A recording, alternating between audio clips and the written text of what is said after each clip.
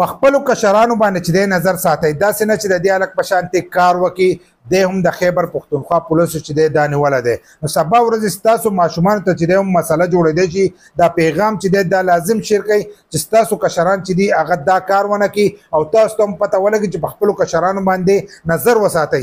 ځکه نن سبا د لایک فالوور دپاره چې دی ځینې کسان غلطې طریقې چې دی هغه اختیاري او غلطې لارې چې دی په هغې باندې ځي او هغه وایي زموږ لایک فالوور چې دی داسې واشي. دغه شانتې دې کس چې دی دا کار کړی دی خو دی پولیسو نیولی دی. دی یو پیک آیډي جوړه کړې وه د جنۍ په نوم باندې چې نوم یې وله ایښودی و مریم نوم یې و. ځکه نن سبا په سوشل میډیا باندې د ده دا تصویر چې دی دا هم وایرل دی. نو ده چې دی نوم وله ایښودی و مریم نوم یې وله ایښودی و. مریم نوم یې ایښودی او په هغه آیډي کې به ده څه اپلوډ کول؟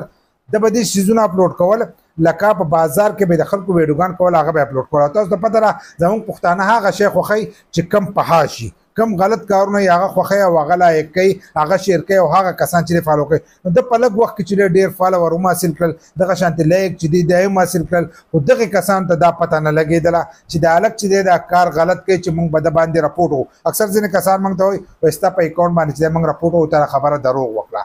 د دروغو ثبوت ورسره نه یې سرچ کړی. خو ما ته دغه وایي خو داسې نه کوه چې په داسې کس باندې خو تاسو رپورټ ووایئ، زما هغه څه خبر نه ده وهئ یا نه وهئ. خو په داسې کس باندې خو تاسو له رپورټ وهل پکار دي که نه چې هغه د پردو زنانو ویډیوګان نه هلي او هغه ټیک ټاک ته ورخېجه په بازار کې به ګرځېدل، زنانه به ګرځېدلې، هغو له به یې ویډیو کوله او هغه ویډیو چې دا به یې ټیک ټاک ته ورخېجوله.